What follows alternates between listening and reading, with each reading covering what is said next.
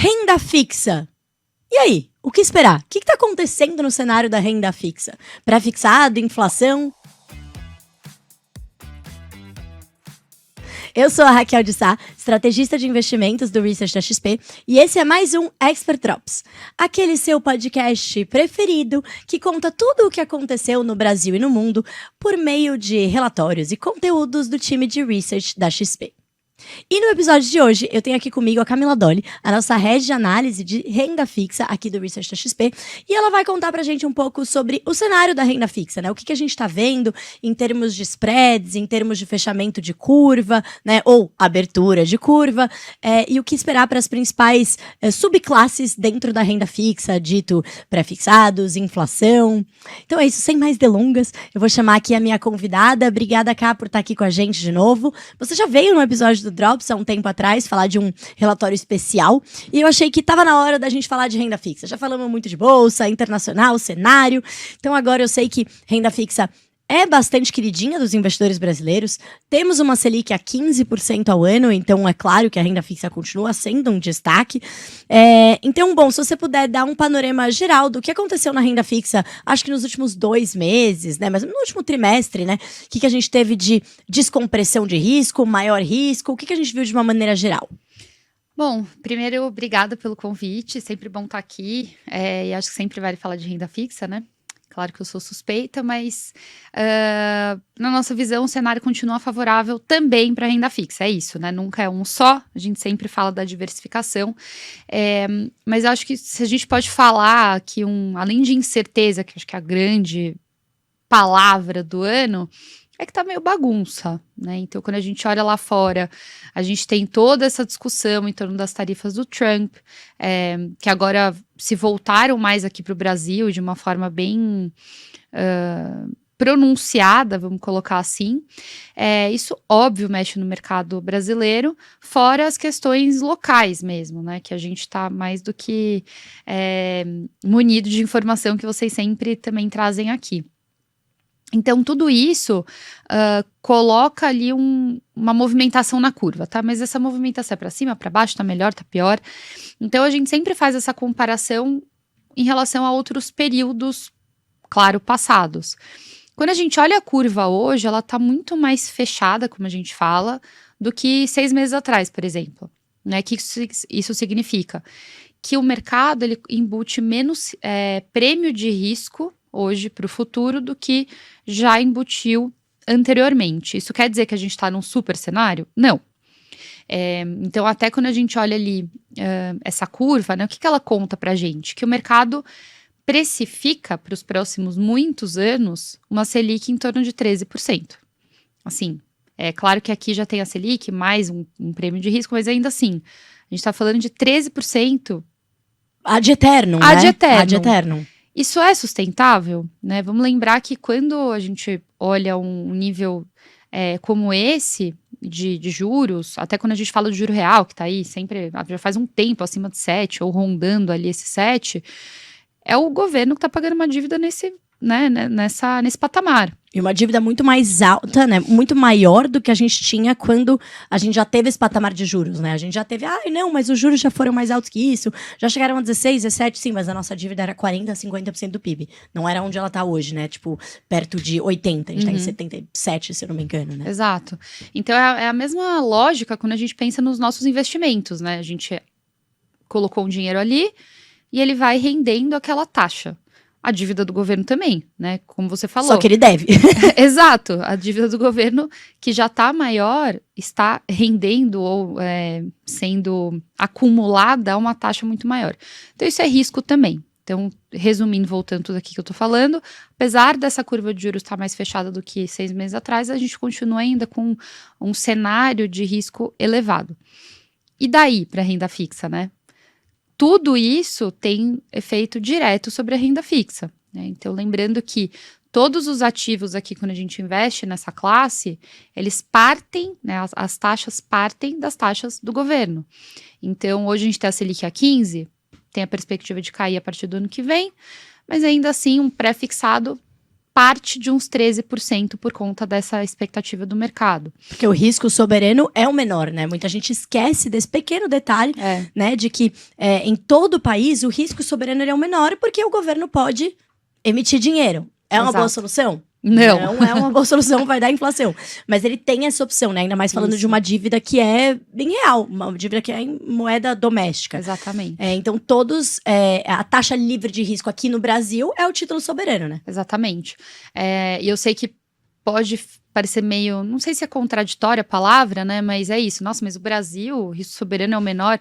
Sim, dentre os ativos emitidos aqui, né? Pensando que pode ser emitida moeda, sim. Né? Justamente por esse motivo que você colocou. Então, quando a gente olha os outros ativos de renda fixa, eles pagam um prêmio acima já de toda essa expectativa de mercado, que já tem um prêmio de risco. Como que tá esse prêmio? Tá baixo.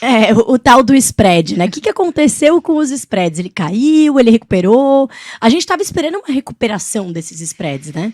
E aí? Esperou e não chegou. Mas o mundo não é chato, não colaborou. Não tem tédio, né? No mundo, no Brasil. Então, aquilo que a gente espera, claro que a gente sempre coloca ali uma dose de incerteza, mas esse ano tá muito especial nesse sentido. Então, a gente começa o ano com essa expectativa de repente, ter uma normalização nesses spreads, porque ano passado eles fecharam muito ao longo do ano.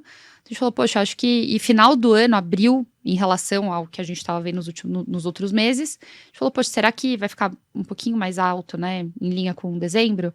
Chegou janeiro, estava tudo mais tranquilo. Dezembro foi muito ruim por conta de questões fiscais, aqui bem, por conta do local, e aí veio toda essa discussão a partir da posse do Trump, antes também, né, a gente já tinha um pouco disso, mas quando ele toma posse, ele começa realmente a agir, né? Implementar as medidas que antes eram só promessas e ruídos e não se sabia exatamente o que ia ser, né? E não necessariamente implementar, né? Era anunciar, verdade. Aí volta, aí vai. Né? Pegadinha. Então, né, por isso tem até o tackle, né? O tackle trade.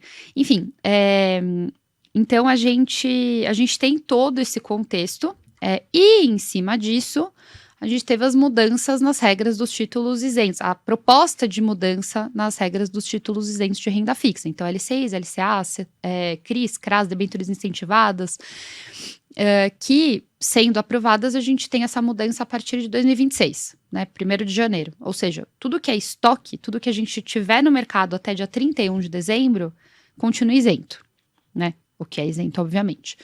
Então, na nossa visão, quando isso foi anunciado, a gente esperava uma certa corrida dos emissores, né? Poxa, eu vou captar aqui porque a partir do ano que vem... Enquanto é tempo, né? Enquanto é tempo, ano que vem esse negócio vai valer ouro, né? Então, também o mercado se movimentando para comprar esses títulos e tudo isso se traduz numa compressão adicional nos spreads para esse movimento técnico, mesmo com riscos em torno, né? Então é mais uma questão técnica mesmo, assim, demanda oferta maior. E demanda, né? Demanda muito maior que oferta, é isso. Claro que tem casos pontuais, que são empresas que estão tendo maior dificuldade, etc., que podem apresentar, obviamente, um aumento de prêmio, mas, na média, ali a gente vê essa compressão. Então, acho que esse é o geralzão aqui.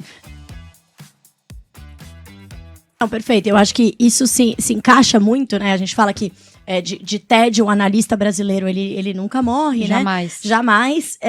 E uma coisa tem muita ligação com a outra, né? Então, há 2, 3 meses atrás, a gente trouxe aqui, né, o time de economia para falar sobre essa questão do IOF. Eu lembro que o Thiago participou aqui do Drops, né, para falar sobre todas essas propostas do governo, do IOF, né? Então, de fato, 2 propostas que se misturaram, mas eram diferentes, né? Então, a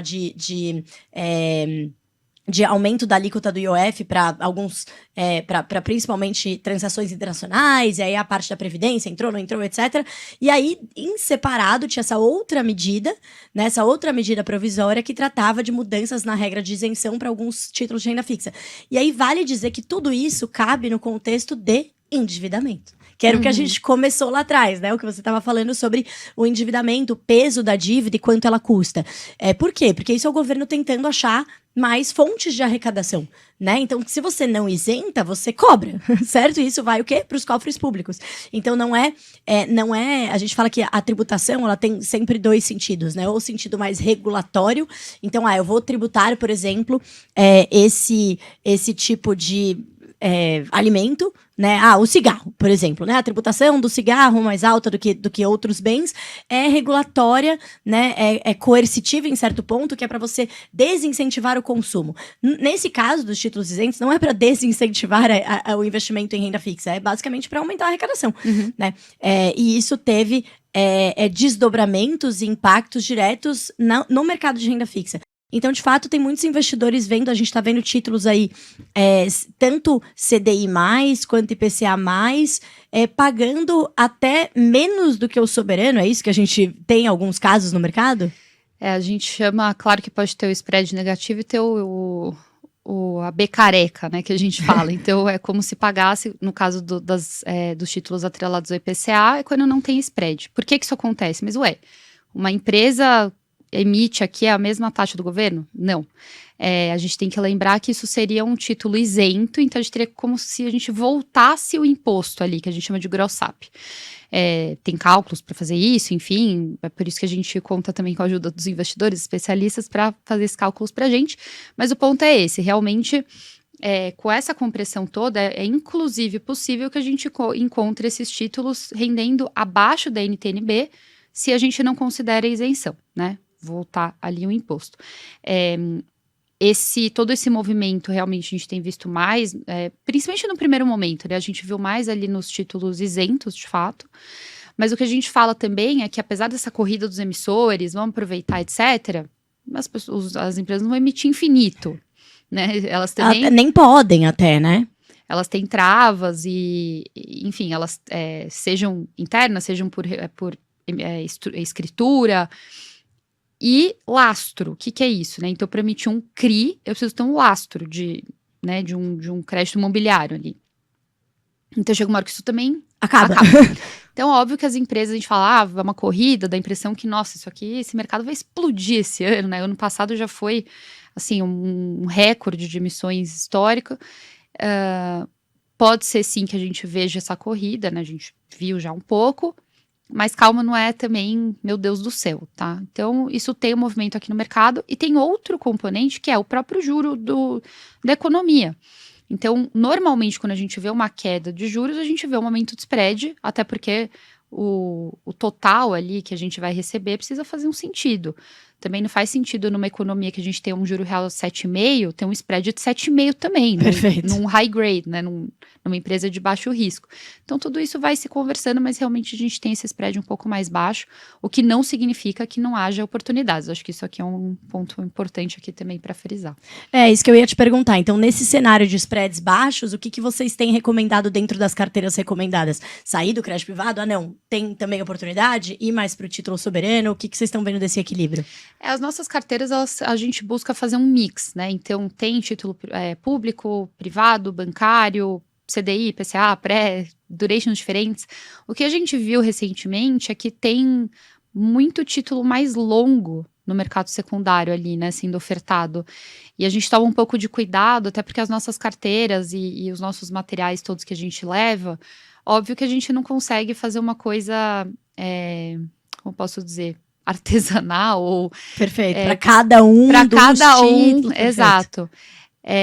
Então, a gente leva de maneira abrangente geral o que a gente acha de melhor.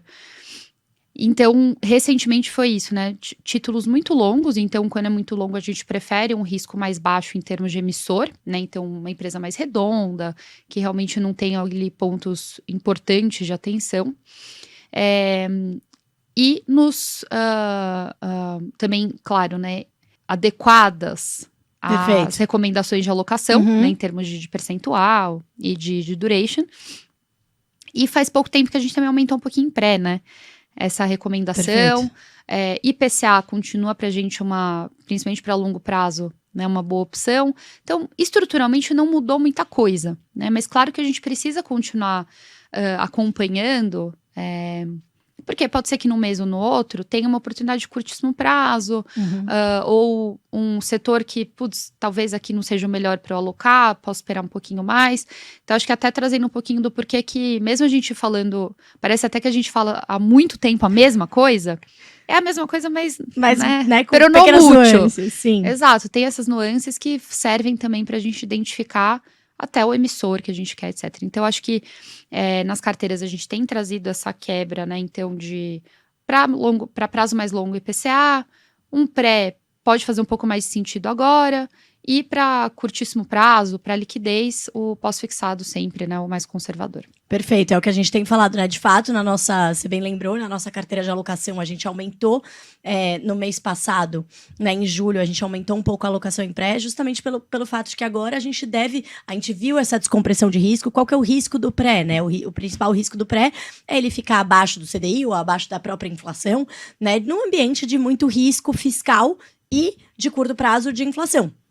Então a gente sempre falava, bem curtinho e tal, e uma parcela bem menor do portfólio. A gente aumentou um pouquinho por entender que tem já descomprimiu o risco, tem um ganho que pode ter ali com esse fechamento também, né, que a gente tem visto inclusive nas nossas carteiras, que foi um movimento acertado, e a parte do IPCA até alongar um pouquinho. Então, nosso último movimento de agosto foi alongar um pouquinho a duration do IPCA. Eu acho que casa bem com esse movimento que você estava trazendo, né? Que a gente observou nos títulos IPCA+. E até voltando, né, no ponto do spread, que apesar dele estar bem mais comprimido, porque também a gente vê oportunidade, né? Primeiro que eu tô falando de uma média, então, óbvio, se você abre em termos de rating, né, em termos de risco do emissor, você consegue também um pouco mais, um pouco menos. Então, aqui depende também do perfil daquela emissão. E, além disso, se a gente toma como base os juros da economia ou do governo ali, esse juro tão alto, por exemplo, pegando a IPCA, você carregando isso na sua carteira ao longo do tempo, você tem um retorno enorme, né? Dá para você dobrar o seu patrimônio, né, acima da inflação em 10 anos com o IPCA mais 7? Exatamente. E fora que é uma taxa muito rara de ser vista. Claro, para o governo, péssimo. Mas pra gente, essa taxa. ótimo. Mas assim, tá aí a oportunidade. E você pode falar melhor do que eu sobre isso, mas esse nível de taxa ele não é sustentável. Não. Então, uma hora isso deve começar a cair. E aí, existe até uma oportunidade, de repente, de uma marcação mercado positiva. Não que seja o nosso call normalmente, mas a oportunidade existe.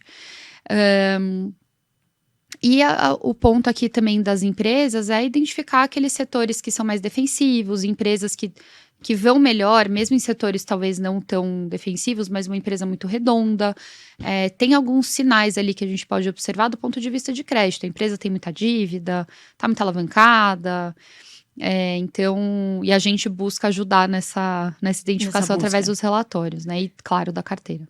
Perfeito. E vocês soltaram mesmo recentemente diversos relatórios setoriais. Sim. Tem algum setor que você destacaria nesse contexto? Então, falando de um setor defensivo, mas que consegue entregar bons spreads, por exemplo, é o de saneamento. O que acontece? Por que ele é defensivo? Porque aqui a gente está falando de um serviço básico, né? E que ele acontece, esteja a economia em recessão, crescimento, né? Todo mundo usa o saneamento. Perfeito. E a gente ainda tem muita coisa para fazer nesse setor no Brasil, né? Infelizmente, a gente tem ali um índice de cobertura de água e de tratamento, coleta de esgoto baixíssimos.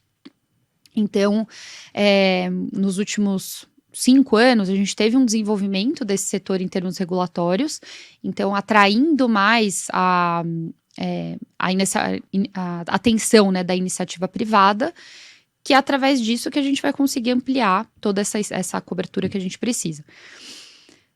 Então, a gente tem boas empresas atuando e que têm emissões no mercado de dívida que a gente consegue acessar, mas tem riscos, né, por exemplo, de execução. Então, vou pegar aqui como exemplo a Egea, tá?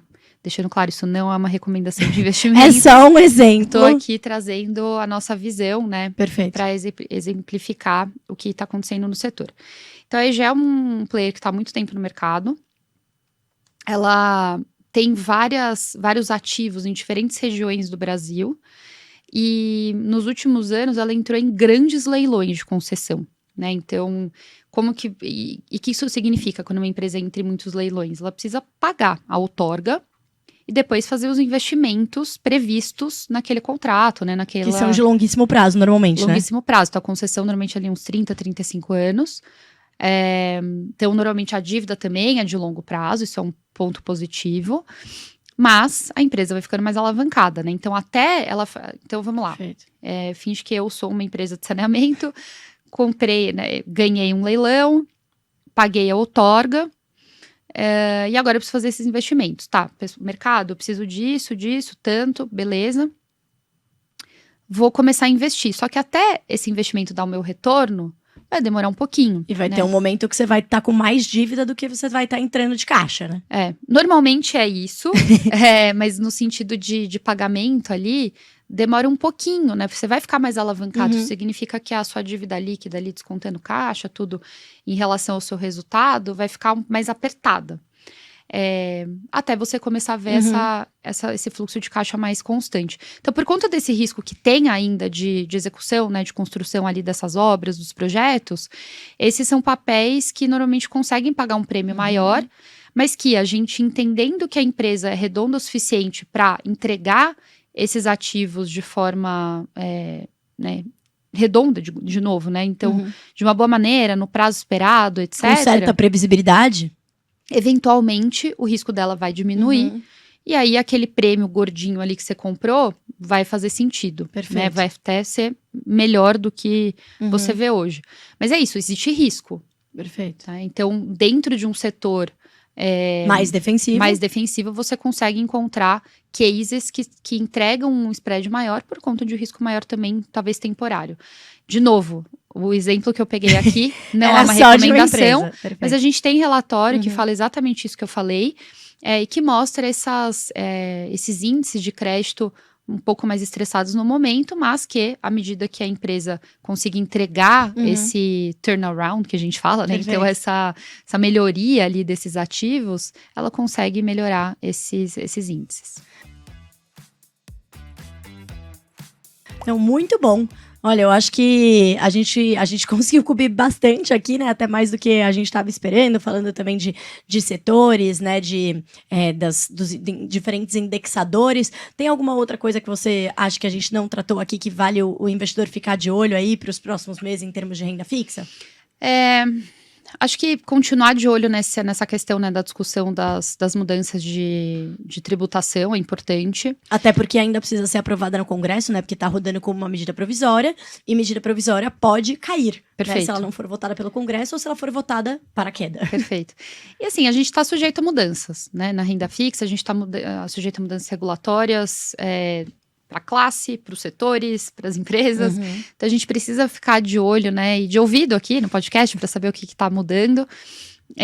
Mas, de novo, tem aqui um cenário muito bom para a gente investir em renda fixa, carregar esses investimentos por conta dessa taxa tão alta. Eu sempre falo que é bom, pelo menos, a gente poder ficar com o ativo até o vencimento, porque se não acontecer ali um cenário muito positivo no meio do caminho, tá tudo certo. Mas, dada essa taxa de juros tão alta que a gente tem e que isso não é sustentável no longo prazo, eventualmente a gente acredita que essa taxa deva cair. Então, isso poderia trazer aí uma valorização nesses títulos, que pode ser positiva aí para quem investir a essas taxas. Então, tem bastante oportunidade. É importante saber identificar e escolher de acordo com o perfil. A gente está aqui para ajudar. Excelente, excelente. Lembrando, gente, que né, nas últimas semanas foram publicadas aí as carteiras de renda fixa. Tem a carteira Brasil e a carteira lá fora, que é a carteira de bonds. E tem também o relatório mensal e o semanal de renda fixa. Então, tudo isso, bastante conteúdo, fora todos esses relatórios temáticos, né, que a Camila trouxe aqui para a gente, um deles sobre o saneamento. Bom, gente, além de todos esses relatórios de renda fixa, ao longo da semana, dessa semana que se encerra agora, a gente também teve vários outros destaques. A gente teve a publicação do Brasil Macro Mensal, que é o nosso principal relatório mensal de economia.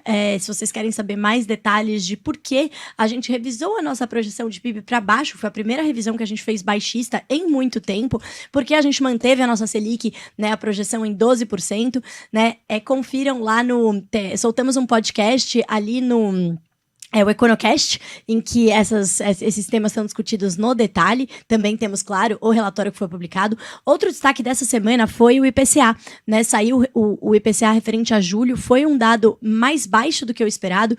Ele trouxe aí um dado que foi muito influenciado pelo câmbio mais apreciado, então a gente ainda tem essa valorização que a gente teve aqui do real, no caso aqui, a queda do dólar, né, que a gente teve no último semestre, ainda impactando bastante, principalmente o preço de bens industrializados. Então a gente teve uma queda de industrializados, né, realmente mostraram deflação em algumas categorias, e uma desaceleração ali, principalmente também em bens de alimentos. Então, mais baixo do que o esperado por conta de alimentos que estão sendo influenciados por fatores exógenos, como a gente chama, né, fora do sistema, então muito mais relacionados aí a questões climáticas, a questões de plantio, ou seja, alimentos, né, crescendo a um ritmo menor, o que é positivo para o bolso dos brasileiros, né, e também para o controle da inflação por parte do Banco Central, itens industriais também favorecidos por esse câmbio, e a gente já vê até um certo alívio, né, na inflação de serviços, o que é muito importante para o Banco Central, que está esperando essa desaceleração econômica